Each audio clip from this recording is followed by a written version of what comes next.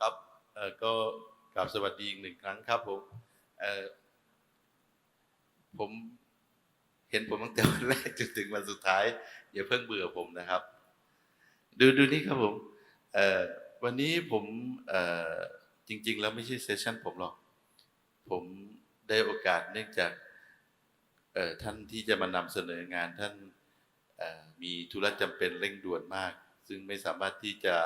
มาร่วมงานได้ซึ่งเป็นเรื่องน่าเสียดายมากนะก็จริงๆท่านก็กระตือรือร้นอยากจะมางานมากนะครับก็ต้องขอเอ่อเขาคุณอ่าสิริวัฒนาเล็กสวัสดิ์นะครับซึ่งจริงๆจะต้องเป็นคนพูดเซสชันนี้นะครับผมก็เลยได้ขอทางคณะกรรมการว่าผมจะขอแทรกเพราะว่ามันว่างอยู่ครับก็เลยจะได้มาพบกับท่านอีกหนึ่งครั้งนะครับก็อย่าเพิ่งเบื่อผมนะครับจริงๆในความฝันของผมเนี่ยจริงๆผมไม่ค่อยอยากจะเล่าให้ฟังหรอกเพราะมันเป็นเรื่องส่วนตัวผมเนาะในความฝันของผมกับการเกิดมาหนึ่งครั้งแล้วก็ทำงานวิจัยมานานมากสิ่งที่ผมฝันมากที่สุดก็คืออยากเห็นองค์ความรู้มันเกิดขึ้นแล้วก็ถูกปลูกลงไปในสังคมแล้วก็ทำให้องค์ความรู้เหล่านี้มันเกิดการแพร่หลายแล้วก็เกิดประโยชน์กับผู้คนที่เข้าถึงเขาอันนี้คือต้องการแค่นี้ครับผมเคยแบ่งช่วงชีวิตการทำงานผมไว้เป็นหลายช่วงเนาะมี5 ช่วงทั้งหมดนะครับช่วงที่1ผมก็เรียนหนังสือจบใหม่ๆตอนนั้นก็คิดอะไรได้ไม่เยอะก็แค่อยากจะมีงานทำแล้วก็อยากให้ที่บ้านรู้สึกสบายใจว่าให้เรียนหนังสือตั้งเยอะแยะแล้วก็ทำอะไรไม่เป็นที่ผมอยากให้ที่บ้าน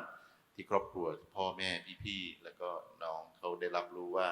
โอเคผมก็พยายามแล้วอันที่2ผมตอนเลือกไปเป็นอาจารย์ที่มหาวิทยาลัยจริงๆผมไม่ได้เกิดมาแล้วแมทช์กับครูอ่ะผมนิสัยไม่ค่อยจะแบบอดทนผมใจร้อนผมไม่ค่อยเหมาะจะเป็นครูผมไปฝึกเป็นครูอยู่11 ปีก่อนนะผมก็เลยได้รู้ว่าแบบการเป็นครูไม่ใช่เรื่องง่ายเลยเนาะมันเป็นการฝึกให้เรามีความกรุณาอย่างมหาศาลแบบซึ่งเราไม่เคยมีมาก่อนแบบเยอะขนาดนี้ผมก็มีอยู่บ้างนะไม่ใช่ผมไม่มีหรอกแต่ว่าการจะเป็นครูอย่างนั้นได้มันต้องแบบก็ไม่รู้จะบอกว่ายังไงนะมันต้องฝึกอ่ะมันต้องฝึกแล้วมันต้องฝึกรับรู้ฝึกให้อภัย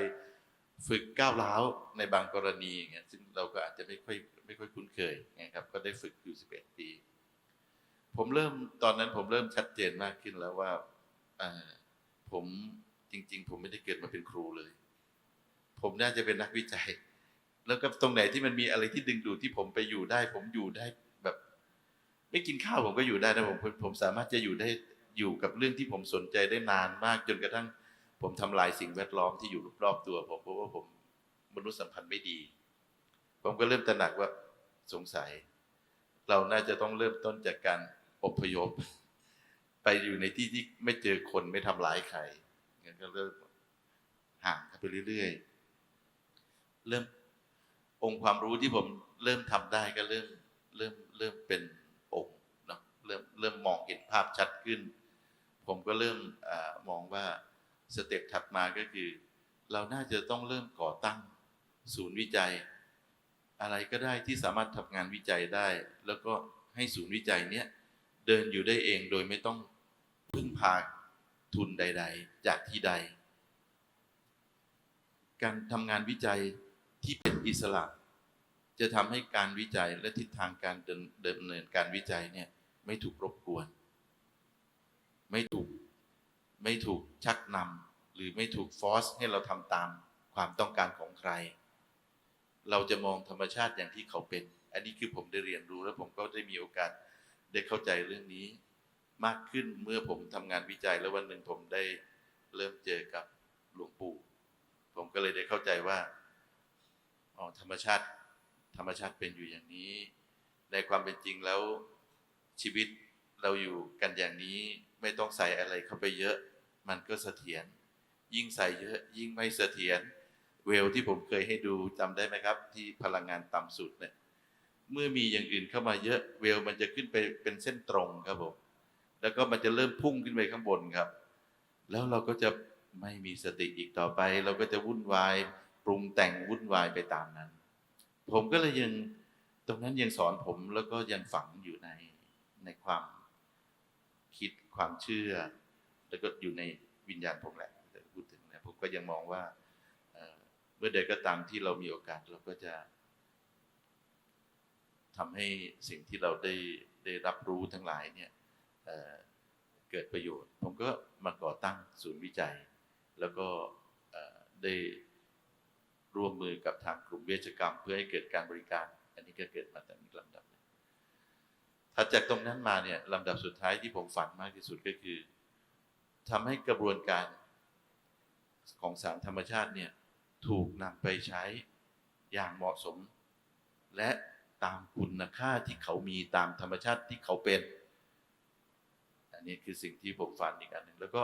ถ้าจะทำอย่างนี้ได้ทำไงอ่ะมันก็ต้องเผยแพร่องค์ความรู้ในความเป็นจริงผมเคยตั้งใจว่าสัก62 ปีผมอยากจะเกษียณอายุและอยากจะไปทำสิ่งที่ผมฝันอยากจะทำแต่น่าจะเป็นไปไม่ได้ ตอนจริงๆแล้วผมมีความฝันอยากจะเรียนเฟสสุดท้ายตอนอายุ55ครับผมเริ่มทำเรื่องก่อตั้งโรงเรียนเนี่ยมานานมากเลยแล้วมันก็ไม่เดินหน้าสักทีจนวันหนึ่งอาจารย์ท่านหนึ่งที่นั่งอยู่ที่ตรงนี้ครับท่านก็ได้มาช่วยเหลือผมเนาะผมเรียนเชิญอาจารย์ธวัชชัยครับผมครับอาจารย์สมวุฒิครับอาจารย์อยู่ไหมฮะอาจารย์ยังไม่เข้ามาเนาะทั้งสองท่านเป็นบุคคลสำคัญอย่างยิ่งที่ทำให้การขออนุมัติโรงเรียนเนี่ยเกิดขึ้นได้ท่านได้ช่วยปรับปรุงตัดตกแต่งจนกระทั่งมันเป็นจากที่มันอาจจะแบบเป็นรูปทรงผิดปกติในสังคมนิดหน่อยท่านก็ปรับให้มันเข้ากับสังคมได้จนกระทั่งได้รับการอนุมัติจากกระทรวงกระทรวงศึกษาธิการครับก็สำหรับผมรู้สึกเหมือนยกภูเขาออกจากบ่าไปข้างหนึ่งคราวนี้มันเอียงจริงๆมันต้องแบกทั้งสองไหล่ใช่ไหมผมก็เลยต้องบอกว่าไม่เป็นไรงั้นแบกใหม่อันนี้ก็เป็นความรู้สึกที่ฝืนความรู้สึกผมนิดหน่อยนะกับการต้องมาทั้งทำอีกครั้งหนึ่งแต่ผมก็มีความตั้งใจว่าอยากจะเห็นสิ่งที่มันมีอยู่และเป็นธรรมชาติเหล่านี้เนี่ยยังประโยชน์กับเพื่อนร่วมโลกด้วยกันและเขาก็ต้องอยู่กันอย่างไม่ต้องทนทุกข์กับสังขารมากเกินไปอันนี้คือสิ่งที่ผมคิดผมก็เลยดิ้นรนที่จะทำโรงเรียนอีกครั้งหนึ่งก็โรงเรียนเฟสแรกก็ได้รับการอนุมัติจัดตั้งแล้วก็เปิดรับนักเรียนไปแล้วอย่างที่ท่านได้เห็นเมื่อวานนี้นะครับแล้วก็นักเรียนรุ่นแรกน่าจะเริ่มเรียนจบเดือนมีนาคมนี้แล้วก็เราก็มองว่า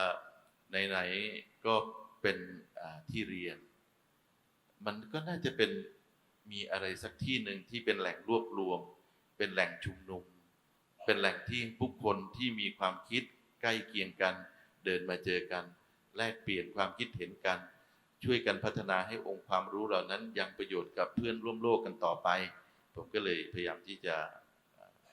ก่อตั้งโรงเรียนก็ไปซื้อที่ให้ดูไปในภาพเมื่อวานนี้นะครับซึ่งก็ได้รับความกรุณาจากอาจารย์บรรชัยช่วยนำความรู้สึกทั้งหลายที่เรามีนำความตั้งใจแล้วก็ปรัชญาที่เราพยายามสร้างศึกษาแล้วก็ก่อตั้งเนี่ยมาร้อยเรียงให้เป็นรูปภาพของโรงเรียนซึ่งก็สำหรับผมก็มองว่าสมบูรณ์นะแต่สำหรับความเป็นจริงแล้วเราว่ากันตอนเปิดน่าจะเนาะแต่สำหรับตอนที่ผมอยู่ตอนนี้ผมก็สมบูรณ์มากต้องขอบคุณอาจารย์บรรชัยเป็นอย่างยิ่งครับขอบคุณให้อาจารย์บรรชัยและที่สำคัญมากเลยก็คือต้องขอบคุณทุกท่านเลยครับที่เป็นผู้อุปการะคุณของศาสตร์นี้ที่ทำให้ศาสตร์นี้ยังอยู่ได้แล้วก็เดินได้แล้วก็หวังเป็นอย่างยิ่งว่าพวกเราผมสัญญาครับผมทำเต็มแรงเพื่อให้มันเกิดการนำไปใช้หรือเกิดประโยชน์กับผู้คนได้อย่างที่เขาควรจะเป็นนะครับผมอันนี้ก็เป็นจริงๆแล้วเป็นเฟส5ที่ผมคิดว่าผมไม่ทำอะไรต่อแล้วผมจะหยุดแล้วผมก็จะไปใช้ชีวิตอย่างที่ผมฝันอยากจะทำนะครับ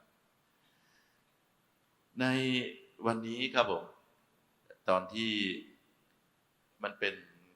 ส่วนที่ผมนำเสนอไม่จบเพราะว่าผมพูดช้าด้วยเทคโนโลยีผมก็ไม่ทันสมัยด้วยเนาะมันก็เลยช้าไปนิดหน่อยโชคดีที่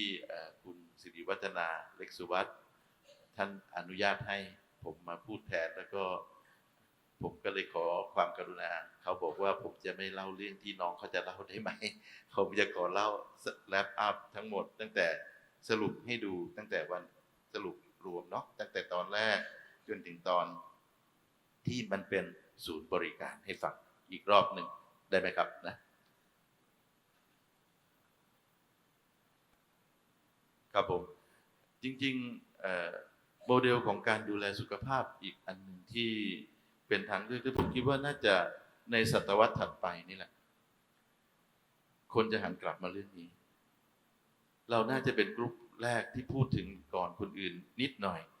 แต่ก็ไม่ใช่เรื่องแปลกอะไรเพราะคนเริ่มตระหนักได้ชัดเจนว่าปัญหาที่เราเจอในวิทยาศาสตร์การแพทย์ทั้งหมดเนี่ย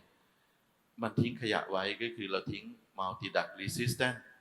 คือการดื้อยาแบบหลายขนานในทุกๆ treatment เลยไม่ว่าจะเป็นการติดเชื้อมะเร็งหรือโดยธรรมชาติเองเขาก็มีของเขาอยู่แล้วเราก็เลยจะได้เห็นปรากฏการณ์ต่างๆที่เกิดขึ้นเช่น Costonomial disease ทั้งหลายนะครับพวกกระบวนการต่างๆเหล่านี้เนี่ยมันเกิดขึ้นมาจากวิทยาศาสตร์การแพทย์ที่เราทำกันต่อเนื่องกันสืบเนื่องมาเป็นเวลาเกือบจะ200 ปีเลยทีเดียวถึงวันนี้ครับเรามักจะได้ยินคำพูดหนึ่งเสมอก็คือถ้าเราติดเชื้อก็มักจะเป็นเชื้อดื้อยาแล้วแอนติไบโอติกที่มีอยู่ในเชลฟ์เกือบทั้งหมดไม่สามารถทำอะไรได้อีกต่อไปแล้วทุกคนก็ตระหนกและกลัวแต่ในความเป็นจริงแล้วถ้าเราตระหนักอย่างสมบูรณ์จริงๆเราก็น่าจะต้องกลับมานั่งพิจารณาว่ามันเกิดเหตุการณ์เหล่านั้นขึ้นได้อย่างไรเราเดินก้าวกันแบบไหนหรือทำไมเราถึงพลาดอย่างนั้นสติเป็นเรื่องที่สำคัญครับผมเราต้องกลับมาอยู่กับปัจจุบันเนาะแล้วก็ทบทวนว่าอะไรเกิดขึ้นบ้างจากการศึกษาที่ผ่านมาครับเราเมื่อวานผมได้นำเสนอรวมถึงวันแรกที่ได้นำเสนอผมได้เล่าให้ฟังว่าขั้นตอนการเกิดชีวิตของเราเนี่ยจริงๆแล้วร่างกายของมนุษย์เขามีภาวะรู้มีตัวรู้อยู่เขากำหนดไว้ตั้งแต่แรกแล้วว่าเราจะต้องเผชิญกับอะไรบ้างเช่นเดี๋ยวนี้ครับเขา preserve เซลล์กลุ่มหนึ่งไว้เราเรียก embryonic like stem cell ให้หลับหรือพักไว้อยู่ในเนื้อเยื่อทุกส่วนของร่างกายเป็นซอร์สของเซลล์ที่ทำหน้าที่ซ่อมและฟื้นสภาพร่างกายเราเรียก embryonic like stem cell อันนี้ธรรมชาติมีอยู่ธรรมชาติให้มาอย่างนี้นะครับเสร็จแล้วเซลล์กลุ่มนี้เนี่ยเขาซ่อมอะไรได้เขาซ่อมได้ทุกส่วนเลยครับผมเขาซ่อมได้ทุกส่วนเลยคุณสมบัติของเขาจริงๆเราเรียกว่า pluripotent stem cell เขาเป็นกลุ่มสเต็มเซลล์ที่พักอยู่ในเนื้อเยื่อที่มีโครงสร้างเนื้อเยื่อจำเพาะที่เรียกว่า niche คือบ้านหรือรังของสเต็มเซลล์ในสภาวะที่มีภาวะเสื่อมสภาพบาดเจ็บของเนื้อเยื่อเซลล์ที่อยู่รอบๆเนื้อเยื่ออันนี้ผมทบทวนนะคราวที่แล้วเราฟังผมไปรอบนึงกันเนาะฟังอีกรอบน่าจะจำได้ง่ายขึ้นนะครับเซลล์ที่อยู่รอบๆแผลที่บาดเจ็บกลุ่มสโตรมอลเขาปล่อยไซโตไคน์ที่ปล่อยเข้าไปในกระแสเลือดเพื่อไปยังรังของสเต็มเซลล์เซลล์พี่เลี้ยงที่อยู่รอบๆสเต็มเซลล์ทำหน้าที่คัดกรองสัญญาณและความแรงของสัญญาณแล้วก็คัดเซลล์กลุ่มที่แมชกับสัญญาณปล่อยออกมาจากนิชเข้าไปยังกระแสเลือดและเข้าสู่วงชีวิตของเซลล์อีกครั้งหนึ่งเซลล์เพิ่มจำนวนจาก1เป็น2แต่เขาไม่ได้เพิ่มเป็น identical cell เหมือนอย่างที่เราเคยเรียนกันเขาแบ่งเซลล์แบบ asymmetric division เซลล์ตัวหนึ่งเป็นเซลล์ใหญ่ อีกตัวหนึ่งเป็นเซลล์เล็กเซลล์ตัวเล็กเขารักษาคุณสมบัติดั้งเดิมของสเต็มเซลล์ต้นแบบเอาไว้เรียกว่า embryonic like เมื่อกี้นี่นะครับเขามี DNA เท่ากับเซลล์ตัวใหญ่แต่ขนาดเขาเล็กกว่าและนิวเคลียสเล็กกว่าเซลล์ตัวใหญ่มากกระบวนการบรรจุ DNA เข้าไปในนิวเคลียสของเขาจึงมีความเป็นระเบียบสูงมากเซลล์กลุ่มนี้เราจะพบว่าเขาสะสม mutation point ก็คือการผ่าเราของ DNA ที่ทำให้เกิดความผิดปกติได้ต่ำมากในความเป็นจริงแล้วสเต็มเซลล์กลุ่มนี้มีความเสี่ยงที่จะเกิดโรคได้น้อยมากเขาทำหน้าที่จดจำทำหน้าที่คงภาวะรู้ที่เขามีอยู่ทำหน้าที่ maintenance รู้ของระบบร่างกายอย่างนี้นะครับและทำหน้าที่ซ่อมทั้งหมดเลยครับคราวนี้อย่างที่ผมได้เล่าให้ฟังก็คือทำยังไงเราถึงรู้ล่ะเราก็จะรู้ว่าในภาวะต่างๆที่เราพบในร่างกายของคนเราเช่นตอนที่เราเข้าสู่ภาวะเสื่อมสภาพนานขึ้นจนกระทั่งเข้าสู่ภาวะการเกิดโรคเราได้พบว่าเซลล์เขามีรูปพรรณสันฐานที่สอดคล้องกับภาวะที่เขาอยู่เช่นถ้าเขาอยู่ใน stress conditions เขาก็จะแสดงออกว่าเขาเครียดอย่างไรมีแผลเป็นอย่างไรหรือถ้าเขาเปลี่ยนรูปเพื่อจะเกิดโรคบางอย่างเขาก็เปลี่ยนรูปไปจะเห็นว่ากระบวนการเกิดโรคไม่ใช่อยู่ๆก็เกิดได้เขาเป็นมาตามลำดับและสะสมกันมาไม่ใช่อยู่ๆก็เป็นมันจึงมีที่มาว่าทำไมเราจึงเป็นไม่ใช่อยู่ๆเราก็เป็นเราจะเห็นว่าองค์ความรู้ที่เราสอนกันในโรงเรียนทั่วไปเซลล์ตอนที่เป็นโรคเช่นเซลล์มะเร็งไม่ตอบสนองต่อโปรแกรมตายหรือตอบสนองต่อโปรแกรมตายน้อยมากเพราะฉะนั้นกระบวนการที่เซลล์เข้าสู่กระบวนการเกิดมะเร็งเขาจะดื้อต่อโปรแกรมตายโปรแกรมคือเซลล์ทุกเซลล์มีโปรแกรมตายควบคุมไว้จำได้นะครับเขาจะไม่ตอบสนองต่อโปรแกรมตายหรือตอบสนองน้อยมากในบางภาวะเราจะพบว่าความก้าวหน้าของเซลล์ที่ไม่ตอบสนองต่อโปรแกรมตายเขาเริ่มทวงสิทธิ์เหมือนกันพวกเขาเป็นสมาชิกของร่างกายเราเหมือนกันเขาบอกว่าเขาต้องมีที่อยู่ด้วยแต่ตอนที่เซลล์เขาอยู่ด้วยกันเซลล์สมบูรณ์เซลล์ปกติก็จะมีระบบป้องกันคอยกำจัดให้เซลล์ที่เป็นโรคหายไปอันนี้คือภาวะปกติที่พวกเราทั่วไปเป็นแต่ในภาวะที่ระบบเขาสมบูรณ์คือเวลของพลังงานเป็นหลุมเห็นไหมครับอย่างที่ผมให้ดูคราวที่แล้วเนี่ยที่เป็นเวลลงมาณที่สถานะพลังงานต่ำสุดของระบบหรือเอนโทรปีของร่างกายหรือระบบเซลล์ต่ำสุดเซลล์เขาจำกันได้เซลล์ก็กลับไปสู่ภาวะสมบูรณ์เป็นพีระมิดและเป็นโดมเซลล์ที่เคยดื้อต่อโปรแกรมตายกลับเข้าสู่โปรแกรมตายได้ยังจะเห็นอยู่ในนี้ครับเราจะเห็นอะโพปโตโซมเกิดขึ้นในระบบที่ผมทำอะโพปโตโซมเป็นมอร์โฟโลจีของกลุ่มเซลล์ที่เข้าสู่กระบวนการตายและแตกเป็นชิ้นๆแล้วก็มีเยื่อหุ้มเซลล์หุ้มไว้ป้องกันไม่ให้ระบบเข้าสู่ภาวะเครียดหรือการตายแบบนี้ไม่ทำให้เกิดภาวะอักเสบตามมาอันนี้คือธรรมชาติที่ให้มาแต่สิ่งที่พวกเราได้รับรู้ก็คือไม่อะถ้าเราเจ็บเราเป็นโรคเราก็ต้องไปจัดการทุบรอยโรคทิ้งสิไปฆ่ารอยโรคทิ้งสิเราจัดการอาการและปัญหาแต่เราลืมนึกไปว่าเขาเป็นระบบ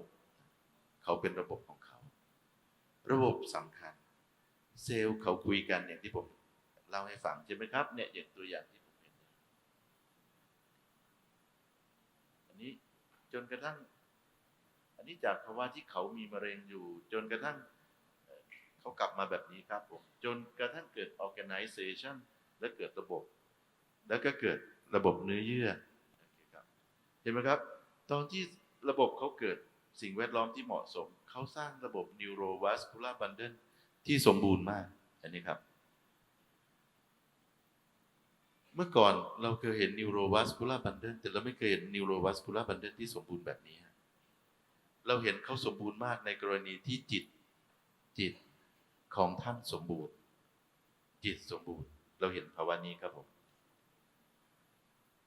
แล้วก็เราเห็นกระบวนการซ่อมและฟื้นสภาพของเนื้อเยื่อเหล่านี้เห็นไหมครับเห็นการเกิดหลอดเลือดเห็นการเกิดเป็นเนื้อเยื่ออันนี้เป็นเนื้อเยื่อบุนะกระบวนการต่างๆเหล่านี้เราเห็นได้ในกลุ่มของพระสุปฏิปันโนอันนี้เป็นภาพของหลวงปู่นะครับผมขออนุญาตหลวงปู่ก่อนมานำเสนอวันนี้แล้วนะครับผมก็เนี่ยครับหลวงปู่ทิ้งมรดกของธรรมชาติชีวิตไว้ให้ถ้าผมไม่เห็นรูปนี้ผมไม่เคยเข้าใจชีวิตแน่นอนครับผมก็เลยได้รู้ว่าเขามีอย่างนี้อยู่เพราะฉะนั้นระบบตามธรรมชาติเนี่ยเขามีของเขาอยู่แล้ว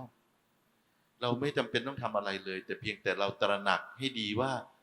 ในภาวะที่เราเป็นสังขารอยู่นี้เราควรจะต้องบำรุงให้พฤติกรรมเหมาะสมต่อกระบวนการซ่อมและฟื้นสภาพแต่ผู้รู้เขาอยู่ข้างในต่างหากและเขารู้ว่าเขาต้องทำอะไรแต่ถ้าเมื่อใดก็ตามที่สิ่งแวดล้อมและจิตไม่สมบูรณ์กันและไม่สัมพันธ์กันกระบวนการที่ผมให้ดูเมื่อกี้ก็จะไม่เกิดขึ้นนะอันนี้เป็นสิ่งที่มันเกิดขึ้นได้เห็นไหมครับและเมื่อใดก็ตามที่ระบบเขาเกิดอย่างสมบูรณ์ดีเราก็จะเริ่มเห็นว่าเขาเริ่มเกิดจนกระทั่งเป็นเนื้อเยื่อที่สมบูรณ์เป็นชิ้นๆได้เลยนะก่อนที่ผมจะมาทำงานที่เจอกับคนที่มาหาผมเนี่ยงานวิจัยที่เราทำในห้องแลบก็คือเราสามารถสร้างเนื้อเยื่อของร่างกายได้ทุกชนิดเลยในห้องทดลองจากระบบเซลล์ที่ผมเก็บมาจากเลือดเนี่ยเราเลยคิดว่าเราเจอเรื่องบางเรื่องก็คือจริงๆแล้วกระบวนการซ่อมและฟื้นสภาพเขาเกิดอย่างต่อเนื่องและเกิดอย่างอยู่ตลอดเวลาในร่างกายมนุษย์ตรงใดที่เป็นแผลเสื่อมสภาพเขาก็ฟื้นและซ่อมกันอยู่เสมอแต่ที่เขาทำไม่ได้เพราะมีข้อจำกัดต่างหากล่ะข้อจำกัดก็ส่วนใหญ่ก็จะเกิดจากพฤติกรรมครับผมไลฟ์สไตล์ที่เราใช้และก็จิตที่สำคัญมากครับเราก็เลยได้นำองค์ความรู้เหล่านี้มาพัฒนาอันนี้เราพัฒนามามากกว่าจริงๆแล้วก็ตั้งแต่ปี 2539 ก็นานอยู่นะกระบวนการเหล่านี้เราทำจนกระทั่งเราเริ่มรู้ว่าถ้าเมื่อใดก็ตามที่เราเก็บเซลล์ในคอนเซปต์อย่างที่ผมเล่ามาเมื่อวันแรกที่มีนิทรรศการนะครับเราจะได้เซลล์กลุ่มหนึ่งก็คือเซลล์ที่เป็นเซลล์ร่างกายเซลล์ที่เป็นเซลล์ที่หลับอยู่ในร่างกายเราที่ผมเรียก embryonic like stem cell และได้รับเซลล์กลุ่มหนึ่งที่พร้อมที่จะซ่อมและฟื้นสภาพและบันทึกสัญญาณว่าเขาบาดเจ็บตรงไหนเขาตรงไหนเขาต้องไปซ่อมอะไรอย่างเงี้ยอยู่นะครับเราได้สร้างองค์ความรู้เรื่องการถ่ายภาพเซลล์ที่มีชีวิตเดิมทีตอนแค่เราเคยคุยกันว่าจะสร้างภาพเซลล์ที่มีชีวิตมันก็เป็นปัญหาแล้วเพราะว่าเซลล์ที่มีชีวิตมันมีหลายนิยามบางคนก็บอกว่าเซลล์ที่มีชีวิตที่เราใช้ก็เอาเซลล์ไลน์ก็ได้เซลล์ไลน์หมายถึงเอาเซลล์ออกมาแล้วประดิษฐ์แต่เขายังมีชีวิตอยู่แต่เขามีชีวิตตามที่เราประดิษฐ์ขึ้นนะฮะเขาไม่ได้มีชีวิตตามความเป็นจริงหรือบางครั้งก็เอาเซลล์มาแล้วก็ทำให้เขาติดไวรัสเพื่อให้เขาอยู่ได้นานขึ้นเราเรียกว่าเป็นเซลล์กึ่งปกติหรืออื่นๆอีกหลายวิธีแต่แล้วก็เรามักจะต้องย้อมเซลล์ก่อนนะเพื่อให้มองเห็นภาพได้ช่วงหนึ่งที่พวกผมเริ่มต้นทำงานใหม่ๆผมก็บอกว่าพวกเราก็เนื่องจากผมทำงานที่เป็นเป็น non invasive และ non destructive ก็คือเป็นกระบวนการศึกษาที่ไม่ทำลายชีวิตเราก็เลยบอกว่าผมจะหาวิธีการย้อมเซลล์แบบไม่ทำลายมาก่อนผมเรียกว่า life cell staining มันก็ให้องค์ความรู้ผมนะแต่มันให้น้อยมากเพราะว่ามันไม่เคยมีครับผมที่เราใส่สารพิษเข้าไปในเซลล์แล้วเซลล์จะไม่ตอบสนองต่อสารพิษในความเป็นจริงแล้วเราก็ไปศึกษาพิษอีกพิษหนึ่งแล้วเราก็บอกว่าไอ้ที่เราเห็นเนี่ยนี่คือภาวะปกติ ผมก็หลงทางเป็น10 ปีนะผมก็เดินวนอยู่อย่างนั้นนะจนผมเริ่มเข้าใจว่ามีวันหนึ่งผมไปต่างประเทศไปสอนหนังสือนี่แหละลูกศิษย์ผมอยู่ที่เมืองไทยลูกศิษย์ผมมันเป็นช่วงเทศกาลปีใหม่ครับเขาทำแลบค้างแล้วเขาก็กลับบ้านเขาผมกลับจากต่างประเทศผมก็มาห้องแลบไม่เจอใครเลยผมก็ตามนิสัยผมนะผมก็เดินดูทุกซอกทุกมุมของห้องแลบผมอันนี้เป็นเรื่องปกติที่ผมทำตอนที่ผมยังหนุ่มๆอยู่นะผมก็เดินดูทุกมุมเลยผมก็ไปเจอในตู้ที่ปรับสภาพให้เหมือนร่างกายของเราเนี่ยอยู่แล้วก็มีเซลล์อยู่ในนั้นผมก็สงสัยว่าทำไมถึงเอาเซลล์ไว้ในนั้นผมก็เอาเซลล์ทุกฟาสที่เขามีอยู่ข้างในออกมานั่งส่องกล้องผมก็ได้เจอเรื่องหนึ่งที่ทำให้เกิดองค์ความรู้เนี่ยเราเจอกลุ่มโคโลนีของสเต็มเซลล์ที่อยู่ในเซลล์ที่ลูกศิษย์ผมทิ้งไว้และเป็นเซลล์ที่เจาะมาจากเลือดเขาเองคือเพราะว่าตอนที่เราทำงานกันช่วงต้นๆเนี่ยเราเรียนกันด้วยเลือดและเนื้อของตัวเราเองนะครับเพราะเราไม่สามารถไปเจาะเลือดใครเขาได้ก็เจาะเลือดตัวเองทำแลบกันนะครับเราก็ทำกันอย่างเงี้ยมานานมากเพราะฉะนั้นนักเรียนที่อยู่ห้องแลบผมก็รู้ว่าการเจาะเลือดตัวเองทำกันยังไงเราก็ทำกันอย่างเงี้ยเราก็เริ่มรู้ว่าอ๋อถ้าบอกว่าตอนแรกๆที่เห็นมันเหมือนราแล้วเราไม่เคยเห็นนะแล้วก็บอกมันเป็นรามั้ง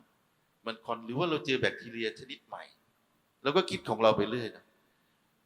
ก่อนที่จะทิ้งผมก็บอกว่าก่อนที่ผมจะทิ้งผมน่าจะไม่ทิ้งง่ายๆอ่ะต้องรู้ก่อนว่าเป็นอะไรผมถึงทิ้ง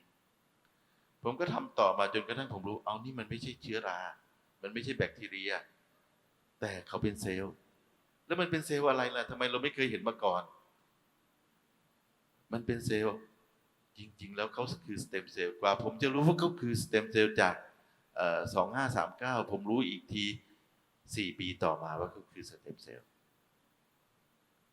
ผมเลยได้เอ๊ะทำไมสเต็มเซลล์มาอยู่ในนี้ล่ะก็เราเรียนกันมันไม่เคยมีอ่ะมันมีได้ยังไงอ่ะผมก็ถามเพื่อนๆคนอื่นรวมถึงพวกกลุ่มที่ทำงานวิจัยด้วยกันเขาบอกว่าผมว่าอย่าไปสนใจเลยมันน่าจะมีอะไรผิดปกติสักอย่างนึงทิ้งไปเถอะผมก็ไม่ยอมนะผมดื้อผมก็ส่งไปให้เพื่อนที่เยอรมันอ่านบอกว่าอยู่คิดว่ายังไงอ่ะเยอรมันบอกว่าผมว่าคุณคิดถูกนะมันเป็นเซลล์แหละแต่มันเป็นเซลล์อะไรอ่ะผมก็มาทำต่อจนผมเริ่มรู้ว่าอ๋อมันเป็นเซลล์และผมก็ขอเจาะเลือดนักเรียนคนนี้แหละเพราะว่าเขามีอันนี้ใช่ไหมครับผมก็เจาะเขาก็โดนพรุนแหละคนเนี้ยก็จนเราได้เข้าใจว่าอ๋อมันต้องมีกระบวนการทำนะเพราะเขาทำผิดเราเลยเห็นเนี่ยถ้าเขาทำถูกตามที่ผมสอนเขาในโปรโตคอลต้นๆไม่มีทางเห็นครับผมมันไม่ติดมาอันเนี้ยเขาง่วงนอนเขาบอกผมเขาง่วงนอนแล้วเขาก็อยากกลับบ้านเพราะเขาอยากเจอพ่อแม่ผมกักเขาอยู่ที่ห้องแลบอยู่นานมากแล้วผมไปต่างประเทศเขาก็ยังต้องอยู่ห้องแลบเขาอยากเจอพ่อแม่เขาผมก็บอกผมก็ไปโกรธเขานะผมก็บอกว่าก็ไม่รู้อ่ะก็จะไปเอาเซลล์ใครอ่ะก็เห็นเซลล์เธอครูขอเจาะเลือดบ่อยหน่อยนะเขาก็ยอมอยู่นะเราก็เลยได้เจอเนี่ยเขาขอผมว่าอย่าบอกชื่อเขานะเพราะเขาอายผมก็เลยบอกว่าอันนี้แล้วก็ขอบคุณเขานะที่เป็นผู้เริ่มต้นนะที่ทำให้เราเข้าใจเรื่องนี้เราก็เลยได้รู้ว่าจริงๆแล้วมันมีเซลล์เล็กๆกลุ่มหนึ่งที่มันปนอยู่ในเลือดครับผมและถ้าเขาสมบูรณ์จิตดีสังขารสมบูรณ์เราจะเห็นเขาอยู่ในเลือดผมก็เลยได้รู้ตั้งแต่นั้นมาแต่ว่าเราก็ไม่รู้มันคืออะไรแล้วไม่รู้เขาไปเกี่ยวข้องกับอะไรเพราะมันไม่มีองค์ความรู้ใช่ไหมครับว่าเซลล์เหล่านี้เขาทำอะไรมันไม่เคยมีอยู่ใน literature ใดๆนะฮะไม่เคยเจอในวรรณกรรมใดๆเราก็ไม่เคยเจอแล้วก็ทำต่อมาจนกระทั่งเราสร้างองค์ความรู้เสร็จแล้วเราก็บอกว่าต่อไปนี้เราจะดูเซลล์อย่างที่เขาเป็นเท่านั้นนะเราจะไม่เติมอะไรลงไปในเขาเลยแล้วก็พยายามจะนั่งดูเขาว่าเขาเป็นอย่างไรก็เป็นอย่างนั้นแหละ แล้วก็พยายามจะดูไปอย่างนั้น โดยไม่รู้ทิศทางอะไรเราก็ดูไปเรื่อยๆจนกระทั่งผมเริ่มเดินวนในอ่านคือเริ่มมีคำถามว่าไอ้ที่เขามีกับชีวิตจริงเนี่ยมันสัมพันธ์กันยังไงผมก็เลยวันหนึ่งผมก็เริ่มเห็นเรื่องบางเรื่องอย่างเช่นที่ผมให้ดูเนี่ยครับที่เคยให้ดูที่เขาเคลื่อนที่ไปคุยกันอะไรเนี่ยนะผมเริ่มคิดอีกแบบหนึ่งก็คือสิ่งที่เราเคยเรียนรู้หรือเคยสอนหนังสือมันใช่หรือเปล่าก็ไม่รู้เราก็เริ่มแสวงหามากขึ้นเรื่อยๆเรื่อยๆแล้วเราก็เริ่มพูดไม่ตรงกับคนอื่นมากขึ้นเรื่อยๆเรื่อยๆผมก็เลยเริ่มบอกตัวเองว่ามันไม่ใช่ที่อยู่เราแล้วล่ะเราควรจะหนีเราควรจะต้องไปอยู่ป่าแหละจะได้ไม่เจอคนแล้วก็ทำแลบของเราไปผมก็เลยหนีขึ้นไปอยู่บนดอยอย่างที่ผมเล่าให้ฟังเนาะก็เลยได้พัฒนาองค์ความรู้พวกนี้อย่างชัดเจนผมก็เลยเชื่ออย่างหนึ่งว่าเมื่อใดก็ตามไม่มีสัปปายสถานให้เรานั่งสงบและรู้ธรรมชาตินะเราไม่มีทางเข้าใจเราถูกกระตุ้นเยอะเกินผมก็เลยขอบคุณสถานที่ที่ผมไปขออาศัยได้เรียนรู้เรื่องพวกนี้ด้วยนะครับอันนี้ก็เป็นเรื่องที่เกิดขึ้นเนาะก็เลยเป็นองค์ความรู้ต่อมาจนถึงปัจจุบันนี้นะครับหลังจากที่เรารู้ระดับเซลล์เสร็จเนี่ยสิ่งหนึ่งที่เราได้เห็นก็คือจริงๆแล้วเซลล์ปล่อยแสงใช่ไหมครับเซลล์ปล่อยแสงผมก็ถามว่าทำไมเขาปล่อยแสงหลายคนก็บอกว่าเฮ้ยแค่ปล่อยแสงสะท้อนหรือเปล่านู่นนั่นนี่แต่ผมไม่ได้เข้าใจอย่างนั้นผมค้นลึกลงไปอีกว่าทำไมเขาถึงปล่อยแสงผมเลยได้รู้ว่าจริงๆแล้วกระบวนการที่เขาปล่อยแสงออกมาจริงๆเนี่ยเกิดจากกระบวนการเผาผลาญที่อยู่ในระดับไมโตคอนเดรียนะครับเซลล์สร้างพลังงานผ่านกระบวนการหายใจที่ไมโตคอนเดรียและได้สารพลังงานสูงแต่เขาก็สร้างพลังงานในพาสเวย์อื่นๆที่เป็น alternative pathway ของเขาด้วยเช่นกระบวนการไกลโคไลซิสหรืออื่นๆคือ fermentation อื่นๆนะครับแต่แหล่งพลังงานหลักของเซลล์จริงๆคือไมโตคอนเดรียครับผมอยู่นี่นะแล้วเราก็เลยได้รู้ว่าจริงๆแล้วตอนที่เขาสร้างพลังงานเขาก็ใช้พลังงานด้วยตอนที่เขาทำกิจกรรมเขาก็ใช้พลังงานแล้วผมก็เลยได้เรียนรู้อีกเรื่องหนึ่งว่าจริงๆแล้วเซลล์เป็น endodermal เป็น endotherm คือเซลล์เป็นชีวิตที่สร้างพลังงานเองได้ควบคุมพลังงานของตัวเองก็ได้เซลล์สร้างพลังงาน3วิถีครับผมวิถีที่1สร้างด้วยอนุภาคที่เขามาอยู่รวมกันเป็นโครงสร้างพื้นฐานของเซลล์ที่ผมเรียกว่าเขามาอยู่รวมกันอย่างพอดีและเรียกรู้มันทำให้เกิด chemical gradient ทำให้เกิดไฟฟ้าที่เราเรียกว่าไฟฟ้าชีวภาพเป็นพลังงานพื้นฐานของชีวิตที่ organize หรือจัดให้ระบบเซลล์เป็นระบบและคงรูปอยู่อย่างนั้นพอระบบสมบูรณ์ขึ้นระบบเริ่มกั้นส่วนต่างๆภายในเซลล์เป็นส่วนต่างๆเล็กๆทำให้กระบวนการทำงานเมื่อกี้เนี่ยเกิดความชัดเจนและแม่นยำขึ้นและกำหนดสิ่งแวดล้อมที่อยู่ภายในเซลล์และภายในถุงที่ถูกกั้นเมื่อกี้เราเรียกออร์แกเนลเซลล์ออร์แกเนลจึงเป็นไมโครเอนไวรอนเมนต์เป็นสิ่งแวดล้อมเล็กๆจำเพาะที่ควบคุมให้ปฏิกิริยาต่างๆหรือปฏิสัมพันธ์ต่างๆเกิดขึ้นณในตำแหน่งนั้นอย่างมีประสิทธิภาพและจำเพาะอันนี้คือชีวิตเขาเป็นอย่างนั้นพอระบบเกิดอย่างนี้ปั๊บชีวเคมีจึงเกิดขึ้นเห็นไหมครับชีวเคมีเกิดหลังจากที่กระบวนการต่างๆเหล่านี้เกิดขึ้นแล้วพอชีวเคมีเกิดขึ้นปฏิกิริยาชีวเคมีเป็นปฏิกิริยาแบบเราเรียกเป็นปฏิกิริยาควบคู่เกิดเองไม่ได้จะต้องมีสิ่งแวดล้อมที่เหมาะสมและมีพลังงานที่เหมาะสมจึงเกิดพอเกิดกระบวนการต่างๆเหล่านี้ขึ้นครับความจำเพาะเลยเกิดขึ้นชัดเจนมากกระบวนการทางชีวเคมีเกิดขึ้นสร้างสารพลังงานสูงขึ้นมาอีกอันนี้ละเอียดขึ้นไปกว่าเดิมอีกก็คือไปใช้ไมโตคอนเดรียและปฏิกิริยาชีวเคมีเมื่อกี้สร้างสารพลังงานสูงที่เราเรียก ATP GTP และ UTP อีกพวกตระกูล TP ทั้งหลายสารกลุ่มนั้นเป็นสารพลังงานสูงที่เซลล์เปลี่ยนพลังงานจากสารอาหารไป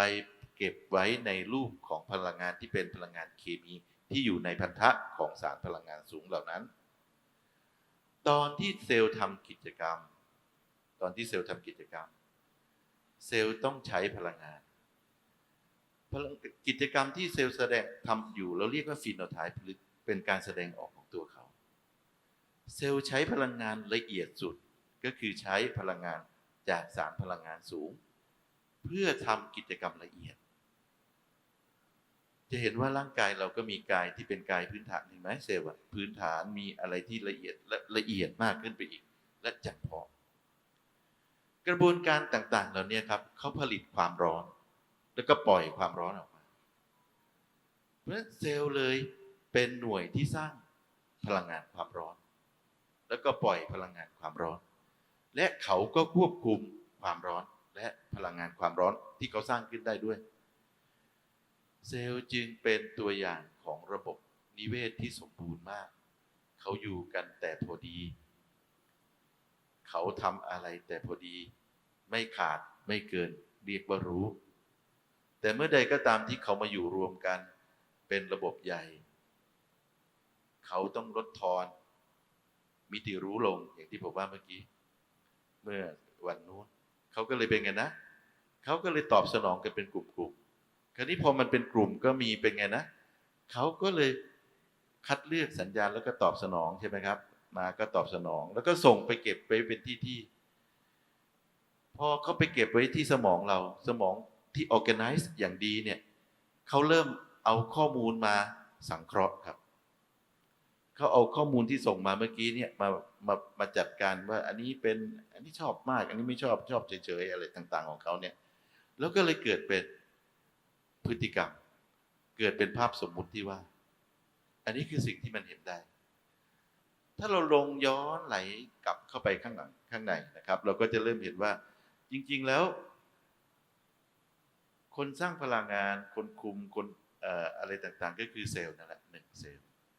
แล้วก็เซลล์ผลิตพลังงานความร้อนปล่อยพลังงานความร้อน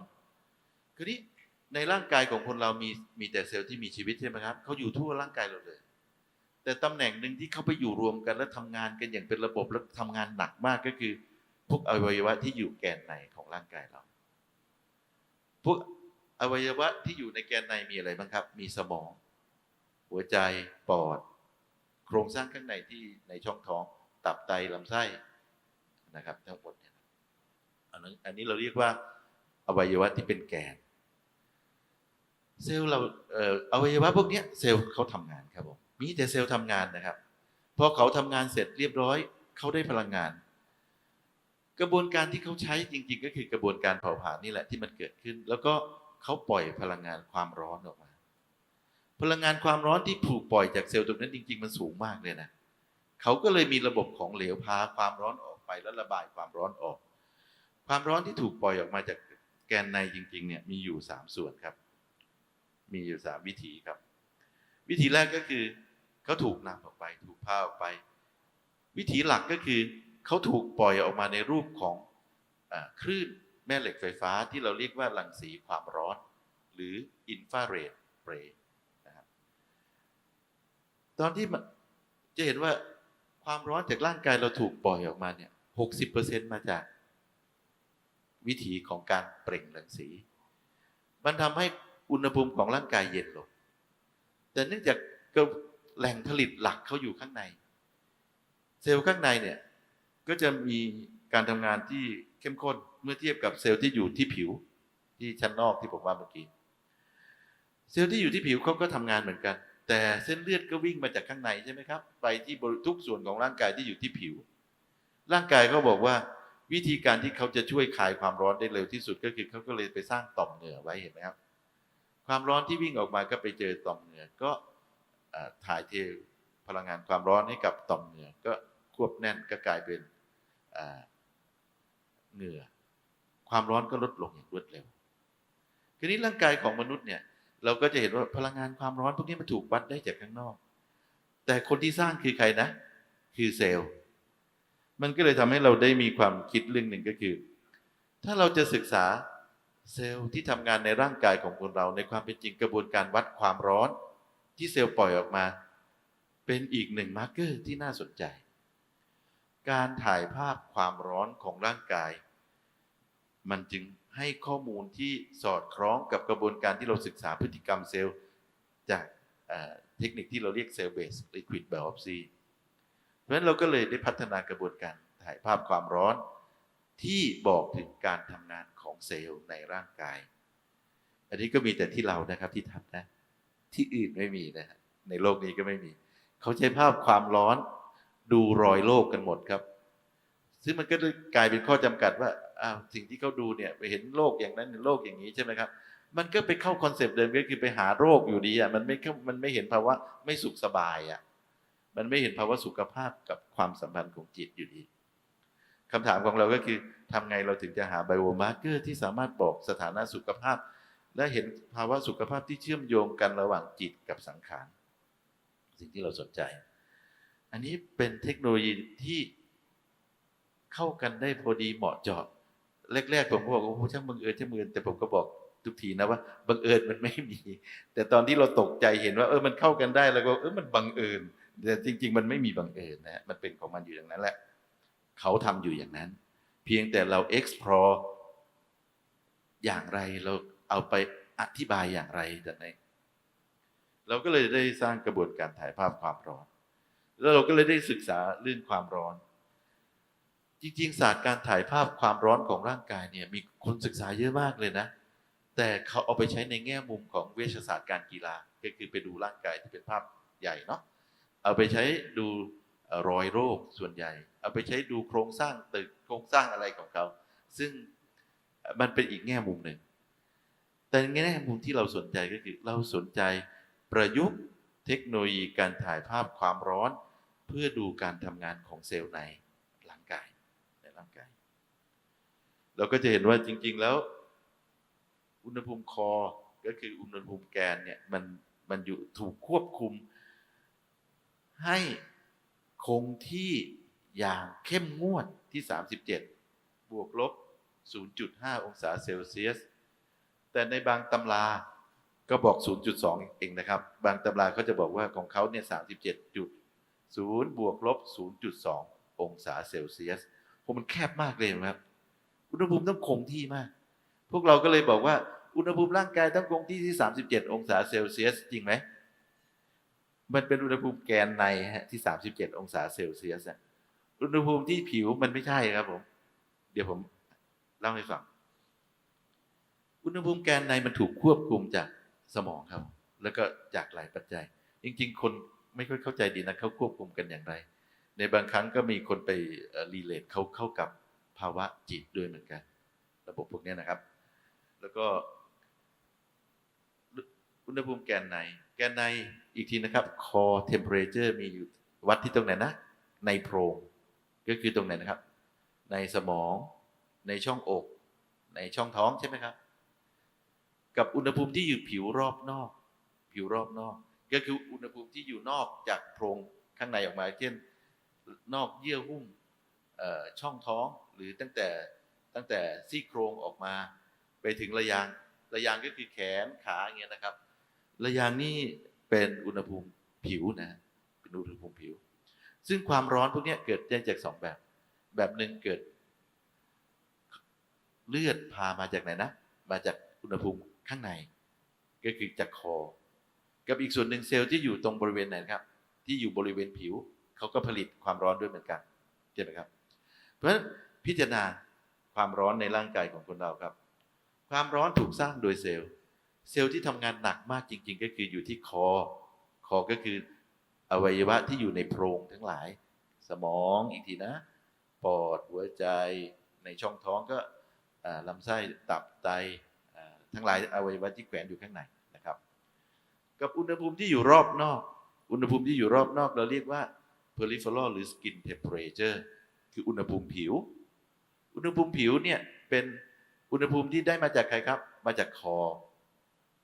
เลือดพามาหรือบางทีเขาก็ irradiate ออกมาแล้วไปเจอที่ผิวด้วยใช่ไหมครับคือเปล่งออกมาก็เจอถูกพามาถูกเปล่งออกมาแล้วก็เซลล์ก็เป็นคนผลิตขึ้นแต่อุณหภูมิที่ผิวเขาจะสัมผัสกับสิ่งแวดล้อมเห็นไหมครับเพราะฉะนั้นเขาก็จะมีการถ่ายเทพลังงานให้กับสิ่งแวดล้อมความร้อนก็ถ่ายเทให้กับสิ่งแวดล้อมแต่ร่างกายมันเป็นendodermal ที่เป็นเอนโดเทอร์มคือเขาเป็นไงนะเขาคุมอุณหภูมิให้คงที่ของเขาได้อุณหภูมิข้างในคงที่อุณหภูมิที่ผิวเปลี่ยนไปตามสิ่งแวดล้อมเห็นไหมครับคราวนี้ถ้ามาที่ผมถ้ามาที่ศูนย์วิจัยสังเกตไหมครับถ้าใครที่เคยมาที่ศูนย์วิจัยเคยนะครับถ้าคนส่วนใหญ่ที่เคยมาที่ศูนย์วิจัยเราจะเห็นว่าเราพยายามควบคุมอุณหภูมิห้องทั้งข้างนอกข้างในตรงบริเวณนั่งรอให้ใกล้เคียงกันแล้วก็อยู่ในช่วงระหว่าง23ถึง25องศาเซลเซียสอันนี้เป็นเงื่อนไขก็คือเป็นอุณหภูมิที่ทำให้ร่างกายเราไม่ถ่ายเทพลังงานให้กับสิ่งแวดล้อมเพราะฉะนั้นอุณหภูมิที่วัดได้ในร่างกายของคนเราจึงเขาเป็นยังไงก็เป็นอย่างนั้นครับผมก็เป็นยังไงก็เป็นอย่างนั้นในบางครั้งเราจะรู้สึกโอ้เย็นมากเลยแต่รู้ไหมว่าตอนที่บอกผมว่าเย็นมากมันเป็นหนึ่งข้อมูลที่ผมบันทึกนะว่าอ๋อเขาเซนซิทีฟนะเขาเซนซิทีฟกับโคลสเตรสเพราะว่าจริงๆแล้วเขาต้องไม่เย็นสิเพราะว่าเขาไม่ได้ถ่ายเทพลังงานเกิดสิ่งแวดล้อมแต่มันเกิดอะไรล่ะทำไมก็ถึงถ่ายเทพลังงานกับสิ่งแวดล้อมภาพที่ผมถ่ายก็จะเห็นว่าเป็นไงนะเทคนิคหนึ่งที่ผมถ่ายก็คือถ่ายทันทีหลังจากที่ปรับร่างกายเรียบร้อยแล้วเข้ากับอุณหภูมิห้องแล้วก็ถ่ายภาพใช่ไหมครับหลังจากนั้นเขาก็จะเช็ดผ้าเย็นใช่ไหมครับผ้าเย็นที่ผมเช็ดเนี่ยคือจริงๆแล้วผมต้องการทำให้อะไรหายไปครับอุณหภูมิที่เป็นสกินเขาเย็นลงผมเรียกว่า cool down skin หรือ cold stress เนี่ยทำให้อุณหภูมิที่อยู่ที่ผิวเขาเย็นลงพออุณหภูมิที่ผิวเย็นลงหรือหายไปจริงๆหายไปไม่ได้หรอกเพราะมีเซลล์อยู่ด้วยถูกไหมแต่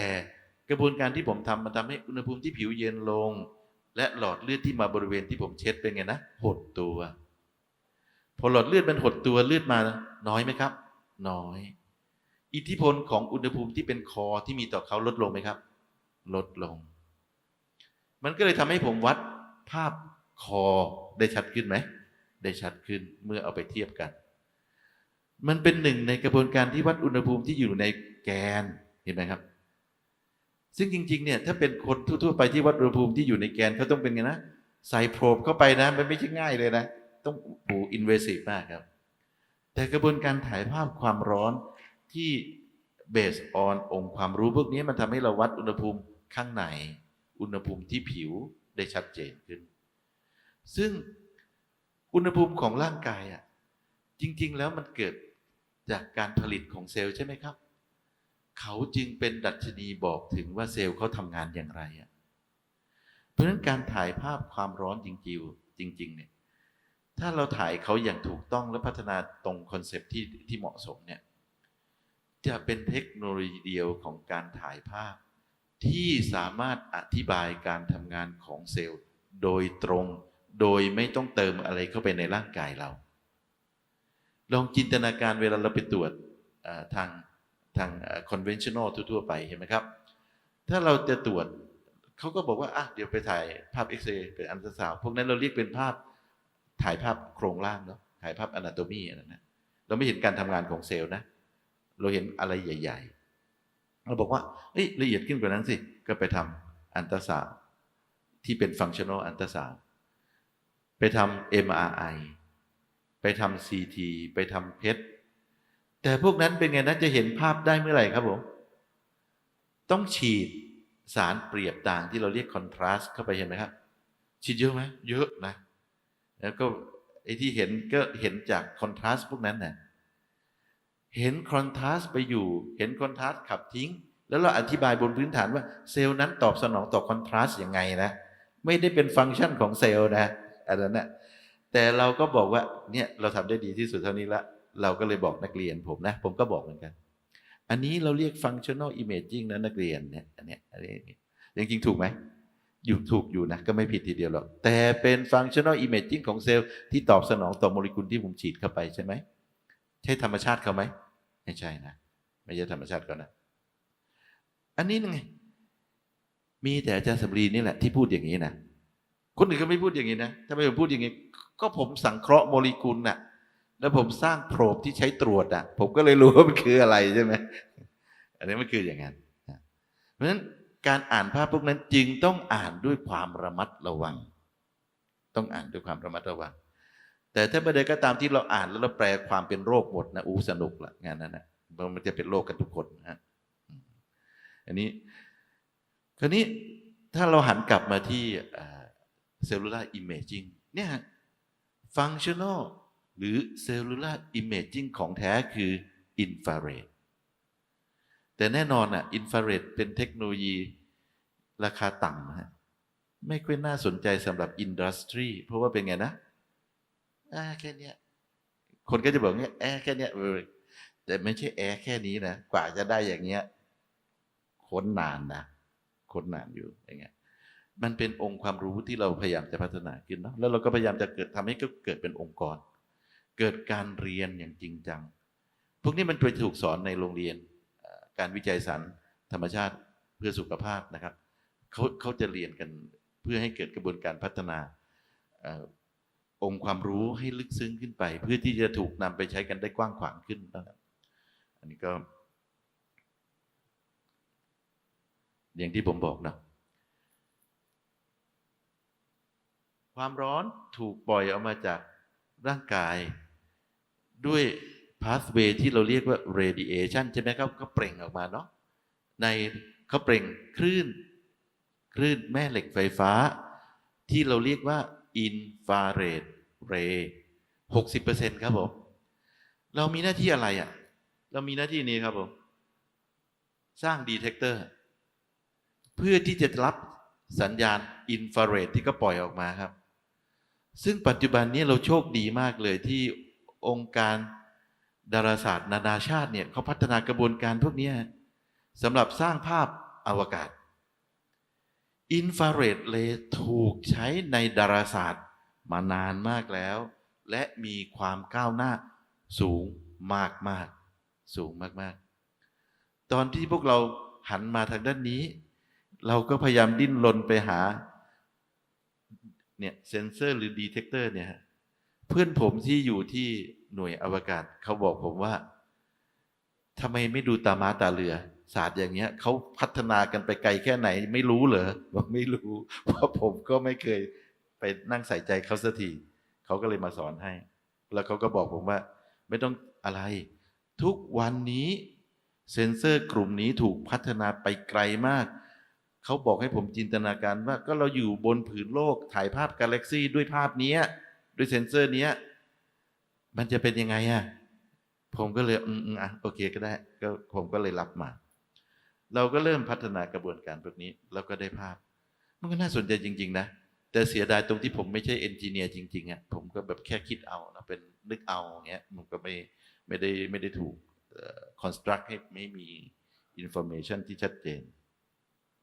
เราก็เลยได้พัฒนากระบวนการนี้แล้วเราก็เริ่มสร้างเครื่องมือ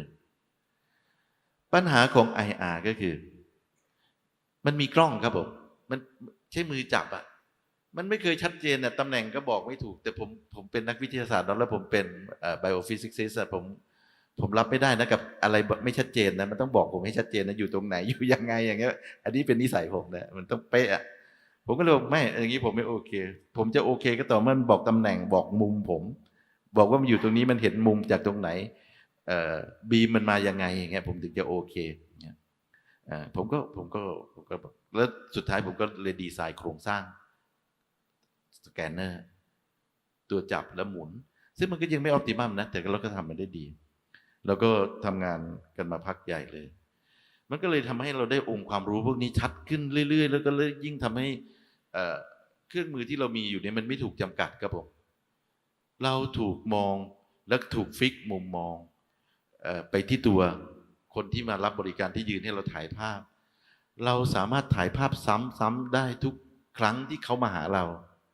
มันทำให้เราเปรียบเทียบความก้าวหน้าของระบบเขาได้อย่างเป็นระบบนะคราวนี้มันเริ่มพอมันเป็นระบบปั๊บResearch Mind มีกระบวนการเริ่มทำซ้ำๆได้ข้อมูลเริ่มมีเป็นชุดได้ฐานข้อมูลเริ่มเกิดขึ้นได้เราเริ่มเข้าใจเรื่องต่างๆเหล่านี้มากขึ้นผมคิดว่ามันทำให้ศาสตร์นี้เราเดินมาไกลมากเลยแต่ในครั้งนี้เนี่ยครับ เราไม่ได้เอางานวิจัยมานำเสนอให้ดู เพราะว่านักเรียนผมแค่ที่เขามาเขาก็บอกว่าอาจารย์ให้งานเยอะเขาก็เลยยังไม่มีครั้งหน้าน่าจะมีงานวิจัยพวกนี้มาอีกเยอะเลยครับอันนี้น่าสนใจมากเราก็เลยได้รู้ว่าถ้าคนอยู่ในสิ่งแวดล้อมคือหมายถึงอุณหภูมิที่อยู่รอบๆตัวเขาแตกต่างกันเนี่ยเราจะเห็นลักษณะการกระจายความร้อนก็เป็นแพทเทิร์นแบบนี้ครับผมซึ่งความร้อนแบบนี้ถ้าเราเข้าใจแหล่งผลิตความร้อนได้ดีเนี่ยการอธิบายสุขภาพผ่านภาวะไม่สุขสบายผ่านภาวะเครียดของเซลล์ผ่านภาวะที่เซลล์เตรียมที่จะเกิดโรคจนกระทั่งเกิดโรคเนี่ยมันเกิดขึ้นได้อันนี้มันเกิดขึ้นได้เราสามารถแปลงอุณหภูมิเหล่านี้ครับผมเนี่ยที่อยู่ต่างๆไปเป็นภาพความร้อนหมายถึงเป็นไดอะแกรมความร้อนที่กระจายอยู่บนอวัยวะนึกออกไหมครับมันเลยทำให้เราสามารถมองเห็นว่าอวัยวะเราเนี่ยเขาผลิตความร้อนหรือเซลล์ผลิตความร้อนบนอวัยวะมีแพทเทิร์นแบบไหนและถ้าเราอยู่กับเขาอินจริงๆอ่ะเราจะเริ่มรู้ว่าอ๋ออันนี้เขาเริ่มผิดปกติอันนี้เขาปกติอันนี้เขามีตรงนู้นตรงนี้เหมือนตาเลยครับผมเรียนรังสีมาก่อนนะผมเป็นรังสีมาก่อนใช่ไหมเมื่อก่อนผมก็สอนนักเรียนบอกว่าเดี๋ยวเราจะตรวจโรคตรวจร่างกายคนโดยไม่ไปทำลายเขานะเราจะมองเขาข้างนอกแล้วให้เห็นว่าเขาทำอะไรอยู่แต่เนี้ยเห็นเซลล์ครับผมไม่ได้เห็นอวัยวะนะอันเนี้ยลึกกว่านั้นอีกน่าสนใจมากสิ่งที่เราทำต่อก็คือเราพยายามจะเอาองค์ความรู้ที่เรามีนะครับมาพัฒนาให้มันเป็นฟังชั่นอลที่สเปซิฟิกมากขึ้นอันนี้ก็เป็นงานวิจัยที่เรากำลังทำกันอยู่นะเราก็จะเริ่มรู้ว่าสิ่งภาพที่เราเห็นถ้าเราวิเคราะห์สเปกตรัมหรือแถบความร้อนจริงๆเนี่ยเราก็จะเริ่มรู้เขาทำอะไรสิ่งที่เรากำลังสนใจอยู่ก็คือตอนที่เขานิ่งอ่ะเขาเป็นยังไงเราอยากเห็นอันนี้เป็นกิเลสล้วนๆนะครับไม่ได้อะไรบางทีผมก็ชอบไปรบกวนครูบาอาจารย์ที่มาหาเพราะว่าอยากรู้มันก็ไปสอบถามเขาบ้างอะไรบ้างก็อาจจะทำให้เขาระคายหูได้บ้างแล้วก็ผมก็ขอโทษณที่นี้นะครับแต่มันเป็นความอยากรู้เนาะก็เลยบางทีหยุดไม่ค่อยอยู่ครับผมเราก็จะได้เรื่องพวกนี้ครับผมสิ่งที่เรา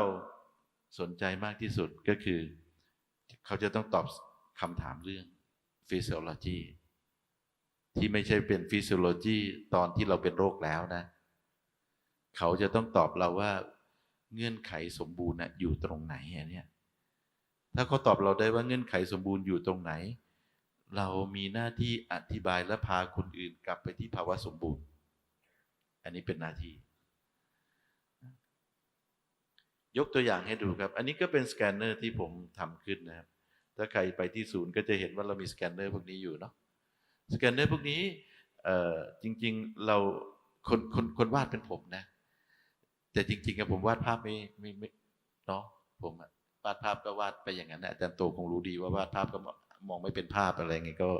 แต่ผมใส่ความคิดเข้าไปอยู่แต่คนที่ช่วยผมทำเรื่องนี้ก็คืออาจารย์กลุ่มคณะวิศวกรรมศาสตร์มหาวิทยาลัยเทคโนโลยีราชมงคลล้านนาถ้าผมอ่านผิดผมขอโทษอาจารย์ด้วยนะผมก็ไม่รู้ว่าเขาเรียกชื่อว่าอะไรอาจารย์กลุ่มนั้นช่วยทำให้เกิดเครื่องมือเหล่านี้ทีมอาจารย์วัชรกรอาจารย์นฤทธิ์นะครับทั้งหลาย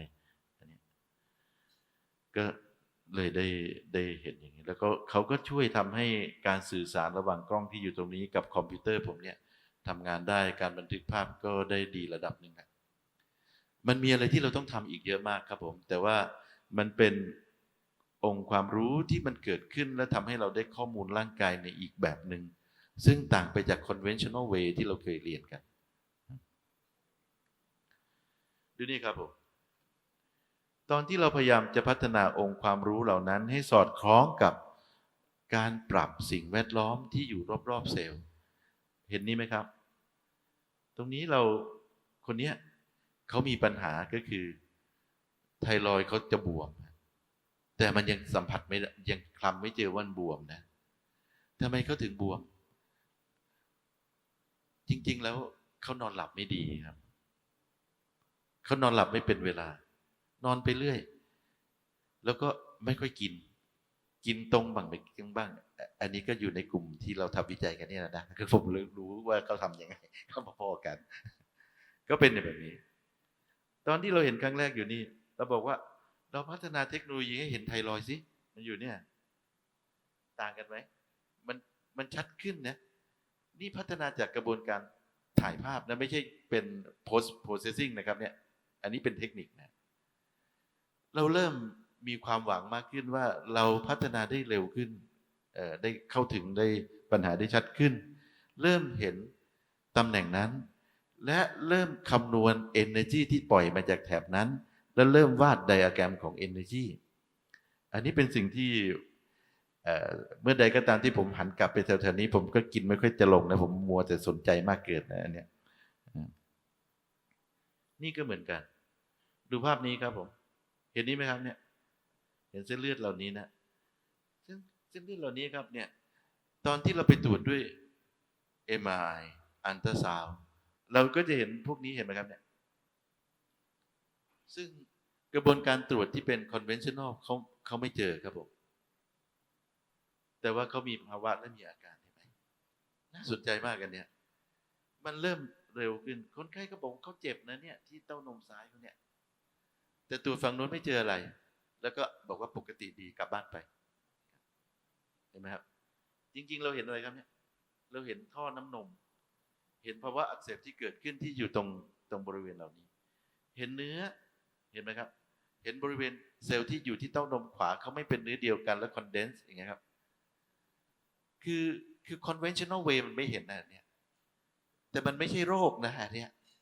แต่เขาไม่เห็นแล้วเขาก็บอกว่าอันเนี้ยมันไม่เข้าข่ายของการเป็นโรคถูกแล้วเขาก็บอกว่าเขาไม่เป็นโรคนะมันก็เลยทำให้การใช้มาร์กเกอร์หรือไบโอมาร์กเกอร์เนี่ยมันต้องใช้ด้วยความระมัดระวังสูงมากนะครับดูนี่ครับถ้าเรามาดูตอนที่เขาเป็นก้อนแล้วดูนี่คนนี้ก็เป็นมะเร็งปอดครับผมก้อนใหญ่เนาะมันก็เห็นชัดอยู่นะถ้าเราเปรียบเทียบกันระหว่าง conventional imaging กับที่เป็น IR ที่เราศึกษาอยู่เราก็จะเห็นว่าจริงๆแล้วเป็นไงครับมันเห็นเหมือนกันฟากโน้นเห็นรายละเอียดที่เป็น anatomy ชัดมากเลยเห็นไหมครับเห็นขอบเขตก้อนชัดสวยแต่ไม่เห็นฟังก์ชันดูภาพนี้ครับเราเห็นว่าที่เห็นเป็นก้อนๆเนี่ยเซลล์มันแอคทีฟอยู่ตรงนี้นะตรงนี้นะตรงนี้ไม่ได้หมายถึงทั้งก้อนเขาแอคทีฟนะแล้วภาพนี้ก็ยังเห็นอีกว่าเอ้าจริงๆก้อนเขาอยู่ตรงนี้แต่ว่าเป็นไงนะภาวะอักเสบเขารอบมาถึงเกือบจะเต็มปอดเขาเลยเห็นไหมครับมันทำให้เห็นภาพเหล่านี้ซึ่ง conventional ก็เลยไม่รู้ว่าจริงๆแล้วคนไข้เขามีปัญหาภาวะอักเสบอยู่แต่เทคโนโลยีนี้มองเห็นว่าอ๋อก้อนอยู่ตรงนี้นะก้อนไม่ชัดไม่ควรใช้บอกขนาดอันเนี้ยข้อจำกัดของมันไม่ควรใช้บอกขนาดไม่ควรไปบอกว่ามันเป็นอย่างนู้นอย่างนี้แต่เราจะเห็นสิ่งแวดล้อมว่าเป็นไงนะที่มันแอคทีฟอยู่ตรงนี้นะเนี่ยดูมีภาวะอักเสบอยู่นี่แล้วตรงนี้มันเป็นน้ำเนี่ยดูตรงเนี้ยมันมีน้ำอยู่อย่างเงี้ยมันเห็นนะแต่น้ำนี่ใน conventional way เขาก็เห็นนะ CT MRI ก็เห็นหมดแหละอันนั้นนะอันนี้ก็เห็นด้วยเหมือนกันอันนี้ก็เป็นหนึ่งองค์ความรู้ที่เกิดขึ้นมันเลยทำให้เราเชื่อมโยงภาพเซลล์ที่ผมเล่าเมื่อ2 วันที่ผ่านมากับในร่างกายเห็นไหมครับพอมองออกไหมทีนี้มาร่วมกับอีกเรื่องหนึ่งที่เราเล่ากันเมื่อวานเยอะเลยก็คือเรื่องสารธรรมชาติที่เอาเข้ามาใช้ในกระบวนการซ่อมและฟื้นสภาพเราจะเห็นว่าจริงๆแล้วพอเราพูดถึงเรื่องโมเลกุลจากสารธรรมชาติเรามักจะเหมาเอาว่าถ้าสารกลุ่มนี้จากพืชชนิดนี้มันเป็นอย่างนี้แต่จริงๆมันไม่ใช่นะครับมันเป็นอย่างนั้นไม่ได้เพราะพืช1ชนิดเขาไม่ได้มีแค่1โมเลกุลครับผมเขามีเป็นโปรไฟล์เลยแต่คราวนี้จะใช้อะไรมันต้องศึกษาครับผมอันนี้จะเป็นอีกอันหนึ่งที่พวกเราอยากจะขีดเส้นใต้ตรงนี้ว่าเราจะต้องไม่ generalize อะไรอย่างรวดเร็วเราต้องศึกษาอย่างละเอียดก่อนเนาะเราก็เลยได้ศึกษาแมคานิซึมแล้วก็วันนี้ก็ดึงอีกทีนึงครับดึงมาให้ดูว่าจริงๆโมเลกุลกลุ่มที่เขามีโครงสร้างคล้ายกันมากตั้งแต่เคอร์ซิตินแคมเฟอรอลอิพิจินีนแล้วก็อิลิโอดิไทลก็มีโครงสร้างเป็นซีรีส์กัน แต่เขามีประสิทธิภาพไม่เท่ากัน มีกิจกรรมจำเพาะของใครของเขา มีกิจกรรมที่ทำเหมือนกันเป็นบางกลุ่มประสิทธิภาพไม่เหมือนกัน อันนี้เราเรียก structure activity relationship อันนี้คือสิ่งที่เราจะต้องมีครับผม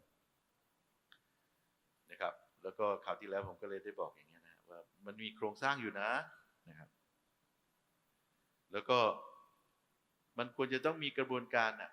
ทำยังไงเราถึงจะคัดเลือกโมเลกุลที่มันเหมาะสมล่ะคุณสมบัติที่เหมาะสมจริงๆมันต้องศึกษาจากเคมีฟิสิกส์ของเขาครับเป็น physical property เป็น physical chemical property ของเขาซึ่งเขาจะกำหนดว่าเขาเข้าไปใน compartment หรือบริเวณที่เราต้องการให้เขาไปเนี่ยเหมาะสมไหมเขาเข้าได้หรือเปล่าพอเขาเข้าไปแล้วเขาอยู่ในฟอร์มไหนเช่นอย่างเงี้ยครับถ้าเขาเข้ามาเขาผ่านเยื่อหุ้มเซลล์ใช่ไหมครับแล้วก็เข้าไปข้างในมันควรจะต้องมีระบบพวกนี้ครับที่บอกว่าโอเคนะเขาเข้าเซลล์ได้แบบไหนอ่ะเขาเข้าแบบนี้ฟอร์มที่เขาเข้าแล้วมันเกิดเราจะเห็นว่าฟอร์มที่เขาเข้าได้ดีที่สุดก็เป็นฟอร์มที่ไม่มีประจุแพร่เข้าไปแล้วก็แต่ฟอร์มที่ไม่มีประจุจริงๆเนี่ยเราก็จะเห็นว่า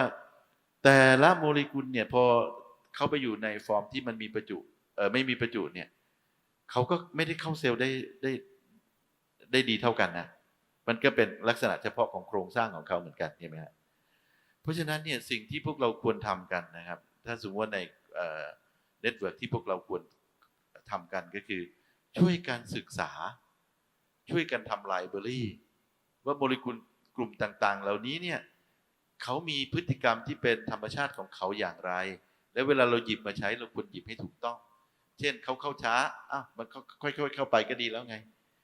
หรือถ้าเข้าเร็วมันก็ต้องไปพูดถึงกรณีการดื้อยาใช่ไหมครับเพราะก็ปั๊มทิ้งเร็วปั๊มเข้าไปปั๊มหมดมันก็ต้องเข้าเร็วๆเพื่อให้น้ำเหลือในซิงค์เยอะขึ้นใช่ไหมครับเป็นต้นครับก็ต้องมาช่วยกันดูว่าสารที่เราพูดถึงทั้งหมดเนี่ยเข้าไปเกี่ยวข้องกับกระบวนการ expression ของยีนแบบไหนเช่นเข้าไปออกฤทธิ์ที่ transcription factor กลุ่มใดบ้างกลุ่มหลักๆที่เราสนใจมากเลยก็คือพวกกลุ่ม NF kappa B ถ้าเมื่อใดก็ตามที่สารเขาชักนำให้ NF kappa B เกิด oxidation แล้วก็ไปซิดบนตำแหน่งที่เป็นโปรโมเตอร์ของยีนเราก็จะได้โมเลกุลกลุ่มที่ต้านมะเร็งกลุ่มที่รีเวิร์สการดื้อยาแบบหลายขนานกลุ่มที่จัดการภาวะเครียดต่างๆของระบบอันนี้ครับอันนี้ก็เป็นและที่สำคัญก็คือเราต้องจัดการวัดว่าเขาเข้าไปในเซลล์ได้นะถ้าเขาก่อนเข้าไปในเซลล์ตอนที่เขาอยู่นอกเซลล์อยู่ที่ extra cellular fluid เนี่ยเขาเป็นแอนตี้ออกซิแดนต์ที่ดีเขาต้องเข้าเซลล์ได้สิถ้าเขาเข้าเซลล์ได้เขาต้องเป็นแอนตี้ออกซิแดนต์ที่ดีมันจึงจะไปอินเตอร์เฟียร์ความสารอนุมูลอิสระที่อยู่ภายในเซลล์ใช่ไหมถ้าเป็นอย่างนี้ได้โอกาสที่เราจะเริ่มเห็นว่าเขาจะออกฤทธิ์จนถึงวัตถุประสงค์ที่เราต้องการเนี่ยเกิดขึ้นได้จริงและที่สำคัญเซลล์ที่เรามีปัญหาทุกกรณีเลยก็คือเขาดื้อต่อยาแบบหลายขนาดจำได้ไหมครับแล้วก็ใครนะไมโตคอนเดรียพาสเวย์ของการดื้อยาแบบหลายขนาดจำได้ไหมก็มีเดดโดเมนที่อยู่ที่ผิวด้านนอกของเซลล์กับ intrinsic pathway ที่เป็นไมโตคอนเดรียเนาะที่บนอันนี้ผมเล่าให้ฟังเดดโดเมนที่อยู่ที่นอกเซลล์เขามักจะปิดใครบอกได้อีกไหมไม่ได้แล้วก็ปิดแล้วไม่ได้ถึงอายุไขเขาเนี่ยก็ไม่ยอมนะปิดไว้เหลือใครนะเหลือ intrinsic pathway เขาต้องเข้าไปข้างในได้สิถ้าเขาเข้าไปข้างในได้เขาต้องไป localize ตำแหน่งที่มีอิเล็กตรอนอยู่เยอะๆแล้วมีอิเล็กตรอนไหลไปไหลมาได้สิมันต้องไปที่ไมโตคอนเดรียได้ถ้าไปที่ไมโตคอนเดรียได้เขาต้องเป็นสะพานอิเล็กตรอนได้สินั่นคือโครงสร้างเคมีเขาต้องเป็นไงครับมีอิเล็กตรอนไหลทำให้อิเล็กตรอนที่เกินไหลไปอีกฟากหนึ่งได้ถ้าอิเล็กตรอนไหลได้ความต่างศักย์เมมเบรนไมโตคอนเดรียเริ่มกลับมาไหมครับเริ่มกลับมาเยื่อหุ้มเมมเบรนที่แข็งอยู่เขาเริ่มขยับได้เพราะเขาเริ่มมีพลังงานพอเขาขยับได้เกิดอะไรขึ้นครับอะไรที่ไม่ปกติถูกปล่อยออกมาแล้วไปชักนำให้เซลล์กลับเข้าสู่โปรแกรมตายอันนี้เราเรียกว่าตายแบบ apoptosis อันนี้คือสิ่งที่เรามองว่าเป็นเรื่องที่น่าสนใจที่เราควรจะทำเพราะฉะนั้น อย่างที่พูดถึงไมโตคอนเดรียก็อย่างเงี้ยครับผมเราก็จะเห็นเนี่ยเราต้องมีกระบวนการวัดพวกนี้เราเรียกกันว่าเป็นไบโอมาร์เกอร์ที่เราใช้คัดกรองโมเลกุลทั้งหลายนะครับผมสุดท้ายเราก็จะได้ไดอะแกรมนี้ครับไดอะแกรมที่บอกว่าดัก distribution อันนี้เป็นเซลลูลาร์ดัก distribution pharmacology ต้องเปลี่ยนคอนเซปต์จากการสอนเรียน pharmacology ปกติมาเรียน pharmacology ที่เป็น cellular pharmacology ไม่ใช่ molecular pharmacology แต่อย่างเดียวอันนี้สำคัญมาก cellular pharmacology สำคัญมากเราต้องบอก distribution ของโมเลกุลที่อยู่ภายในเซลล์และ localize และแสดง intracellular target ให้เป็นอันนี้เป็นหนึ่งในสิ่งที่เราบอกว่ามันเป็น the must อะเราต้องทำอะอันนี้ใครต้องทำอะนักวิจัยทั้งหลายต้องทำนะคนทั่วไปก็จะมาทำใหม่ไหมครับแต่ไม่ได้หรอกแต่เราต้องช่วยกันทำและเราต้องช่วยกันเผยแพร่ให้เขารู้ว่าธรรมชาติเขามีอยู่นะคุณไม่สามารถจะหยิบโยงหรือฉกทำอะไรแบบง่ายๆและไม่ตระหนักว่ามันจะเกิดอะไรตามมาอีกอันนี้เป็นบทเรียนที่มันเกิดใน multi-drug resistance ไงใช่ไหมเพราะตอนนั้นเราทำแบบยังไงครับเราคิดว่าเราเจอเราก็ทำกันเต็มแรงเวียงกันมา200 ปี multi-drug resistance โผล่ทุกจุดมันมาถึงจุดนี้เราจะพาลูกหลานเดินไปอย่างนั้นไหมมันไม่น่าใช่นะมันน่าจะต้องมาช่วยกันค้นหามาช่วยกันแก้ไขแล้วมาช่วยกันพาให้มันกลับมาอยู่ในภาวะที่มันพอจะเป็นไปได้เนาะครับนะครับอันนี้คือทั้งหมดเลยที่ผมบอกก็คือกระบวนการตายอันนี้เดี๋ยวมันมีอยู่ในชีทที่ผมให้นะครับเนาะเดี๋ยวไปเปิดดูนะครับนี่ก็อยู่นี่จริงๆอันนี้เป็นความลับเราผมโชว์อีกรอบแล้วความลับผมเนี่ยไม่ลับแล้วล่ะดูนี่ครับผมเราเห็นความสัมพันธ์นี้เราเห็นเอาเข้าจริงอ่ะชีวิตต้องมีพลังงานชีวิตจริงๆที่เป็นไฟ energy ที่สอดคล้องกับภาวะคิดทั้งหลายเนี่ยคือไมโตคอนเดรียครับแล้วก็สารอนุมูลอิสระที่อยู่ในเซลล์มันถึงมาถึงจุดที่บอกว่าตอนที่เราถูกบอมด้วยข้อมูลของซัพพลีเมนต์ที่บอกว่าสารต้านอนุมูลอิสระอ้าวขาดนะกินเกิดนะกินจนไม่มีจะเกิดอะไรขึ้นครับเราจะเข้าสู่ภาวะ pro oxidation มันเป็น oxidative damage เหมือนกันร่างกายหรือธรรมชาติของเซลล์เป็นอะไรที่พอดีเยอะเกินได้ไหมไม่ได้น้อยเกินได้ไหมไม่ได้อย่า abuse ด้วยมุมมองของการอยากได้แล้วก็ทำให้เกิดองค์ความรู้พวกนี้เนาะอันนี้ผมไปเลยนะอาจารย์วิราชพูดไว้ดีมากอีกเรื่องหนึ่งที่อยากจะเมนชั่นก็คือพอกระบวนการต่างๆเหล่านี้เกิดขึ้นเนี่ยเรากลับมาที่ตรงนี้ครับผมใน conventional way เรา propose biomarker ที่บอกโรคเนี่ยมีเยอะเลยนะที่ใช้กันอยู่แต่อันนี้มันเป็น biomarker ที่เราบอกจุดนั้นปัญหานั้นไม่สนใจว่าจุดนั้นที่มีอันนี้จุดอื่นมันปล่อยไหมอันนี้ไม่ได้บอกองค์รวมเพราะฉะนั้นก็ขอนำเสนอว่าเมื่อใดก็ตามที่ไปดูไบโอมาร์เกอร์ขอให้ดูไบโอมาร์เกอร์อย่างระมัดระวังไม่ได้หมายถึงว่าเขาไม่มีประโยชน์นะแต่ที่ผมเขียนตัวแดงๆไว้ให้เนี่ยอ่านเองนะเดี๋ยวปากกายเป็นผมย้ำเกิดนะครับแล้วก็อีกอันหนึ่งโอเคผมข้ามไปนะครับมาดูตรงนี้ครับอันนี้เป็นถ้าเรามองภาพของสุขภาพจริงๆเราก็จะเห็นภาวะนี้ครับผม illness นะ disease แล้วก็ sickness illness มันเป็นภาวะความไม่สุขสบายมีภาวะทางอารมณ์ก็ไปเกี่ยวข้องอยู่ด้วยแหละอันนี้ภาวะนี้เนี่ยไม่ถูกจัดการในระบบที่เป็น conventional ของการแพทย์กระแสหลักนะครับเพราะว่าไม่มีมาร์เกอร์ใดๆตรวจได้ แต่ illness ถูกตรวจเจอในไหนนะใน biomarker ที่เป็น live โดยเฉพาะ cell based liquid biopsy ร่วมกับ live cell imaging ร่วมกับ infrared thermal imaging ร่วมกับ proteomics metabolomics ซึ่งคนเราส่วนใหญ่ทุกข์อย่างนี้มากเลยก่อนจะเกิดโรคใช่ไหมเกิดโรคเนี่ย biomarker ของการเกิดโรคก็คือที่ผมพูดเมื่อกี้ทั้งหลายการถ่ายภาพใหญ่ๆทั้งหลายนะอันนั้นก็คือตรวจหารอยโรคแล้วก็จัดการรอยโรคไปตามที่เห็นชัยชนะก็คือรอยโรคต้องหายอาการโรคต้องไม่ปรากฏแต่ที่เหลืออยู่จะเป็นอย่างไรไม่ใช่ปัญหาผมนะปรัชญาผมก็คือทำให้รอยโรคหายครับผมเพราะฉะนั้นในมุมมองของการดูแลสุขภาพผมอยากชักชวนทุกท่านที่อยู่ในที่ตรงนี้ให้กลับมาสนใจเรื่องนี้ถ้าเราสนใจที่ตรงนี้เราเผยแพร่องค์ความรู้ที่ทำให้คนที่อยู่ในภาวะที่มี illness ทั้งหลายเนี่ยฮีลตัวเองได้กลับมาสุขภาพดีได้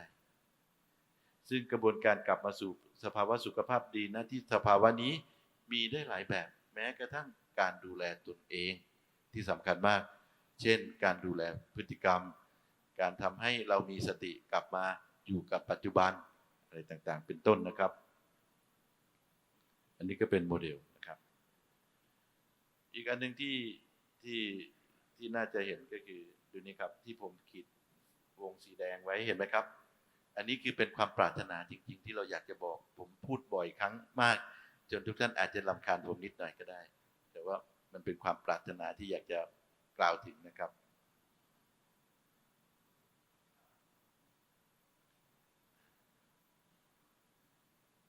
โอเคอันนี้ดูไปแล้วเนาะดูอีกทีนะครับร่างกายของเราเป็นแบบนี้ครับผมศาสตร์ที่เราสอนหนังสือกันเราสอนแบบนี้ครับเราก็เลยสอนแต่กายให้นะและกายหยาบด้วยเราไม่ได้สอนความสัมพันธ์ของกายกับจิตให้ภาวะอย่างนี้มีอยู่นะครับแล้วก็เป็นภาวะที่นำพาให้หรือเป็นภาวะจิตกับสังขารหรือ micro environment เป็น limiting step ที่ควบคุมภาวะทุกข์สุขของกายที่เรามีเพราะฉะนั้นเขาจะเป็นคนไกด์คนนำพาเราไปสู่ภาวะทุกข์สุขทั้งหลายแล้วก็อีกเรื่องหนึ่งที่เกิดขึ้นก็คือภาวะเสื่อมสภาพเกิดโรคทั้งหลายมันไม่ได้อยู่ก็เกิดครับเขาเป็นพลวัตและไม่ได้เกิดจากเหตุการณ์ใดเหตุการณ์หนึ่งครับเขาสืบเนื่องกันมาเป็นระบบแล้วก็สั่งสมกันมาเมื่อใดก็ตามที่ระบบเขาเสียสมดุลเราจะพบอาการแสดงออกของโรคครับผมหลายคนก็จะเจอผมบอกว่ามันยังดีอยู่นะสมบูรณ์อยู่แต่หลายคนก็จะบอกสมบูรณ์ยังไงมันแย่ลงแล้วก็บางคนก็ทนไม่ได้ก็เลยไปจัดการซะก็หายไปก็อันนี้ก็เป็นหนึ่งเรื่องเราก็เจอเหตุการณ์อย่างเงี้ยเยอะเพราะฉะนั้นการเข้าใจธรรมชาติจริงๆมันเป็นเรื่องที่ทำให้เรายืนอยู่บนพื้นฐานของการมีสติกับการตัดสินใจทำให้ร่างกายเป็นอย่างไรนะครับเนาะที่สำคัญก็คือเราได้เห็นว่าร่างกายเราเนี่ยในความเป็นจริงแล้วมันก็เสื่อมได้มันก็ไม่ได้มีอะไรเป็นจีรังนะแต่ว่ามันเป็นที่อยู่ที่ทำให้จิตเขาสมบูรณ์ได้นะกายกับจิตเป็นเรื่องที่แยกออกจากกันไม่ได้ต้องบำรุงให้เขาสมบูรณ์ทั้งสองอย่างนะครับตอนที่เราเกิดโรคหรือมีภาวะเจ็บป่วยหรือไม่สุขสบายในความเป็นจริงแล้วมันไม่ได้เกิดจากเรื่องใดเรื่องหนึ่งหรืออวัยวะใดอวัยวะหนึ่งแต่มันเกิดกับทั้งระบบครับนี่เป็นอันที่อยากฝากไว้นะครับแล้วก็ถ้าเราดูแลร่างกายเราเป็นอย่างนี้ครับผมภาวะของร่างกายของมนุษย์ถ้าดูในตั้งแต่ระดับเซลล์อย่างที่ผมเล่าให้ฟังเมื่อกี้เราสามารถแบ่งสุขภาพของมนุษย์ออกเป็น5บล็อกครับผมจริงๆแต่ละบล็อกมนุษย์เกิดแต่ดีครับผมตอนที่เขาอยู่ที่16เซลล์เขามีภาวะรู้มีตัวรู้สมบูรณ์เซลล์กลุ่มตรงนั้น มีภาวะสมบูรณ์มีตัวรู้อยู่เขาจะมีไครทีเรียเป็นแบบนี้หลังจากที่เขาผ่านจากภาวะรู้ทั้งหลายถูกรบกวนเขาจะเข้าสู่ภาวะเครียดครับภาวะเครียดแล้วก็เดินหน้าไปต่อไปเป็นสภาวะที่เราเรียกเป็นภาวะเสื่อมสภาพแล้วก็ผ่านไปถึงสภาวะเตรียมเป็นโรคแล้วก็เป็นโรคจริงๆก็ไปถึงตายเนาะแต่ตายเนี่ยเขากลับไม่ได้ผมก็เลยไม่ได้เขียนให้ดูนะครับกระบวนการต่างๆเหล่านี้มันไปและกลับได้ครับผมมันย้อนกลับได้เขาสามารถย้อนกลับมาอย่างนี้ได้เพราะภายใต้เงื่อนไขเนี่ยครับเซลล์ก็เป็น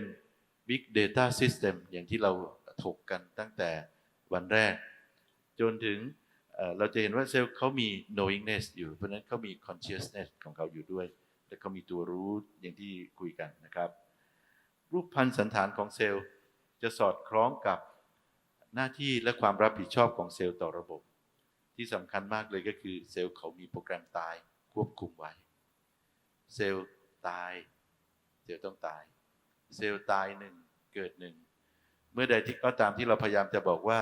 เราพยายามจะทำให้อายุไขของเซลล์ยืดขึ้นไปอีกเซลล์ใหม่จะเกิดได้ไหมครับไม่เกิดนะฮะเซลล์ตายหนึ่งเกิดหนึ่งเพราะฉะนั้นกระบวนการที่ทำให้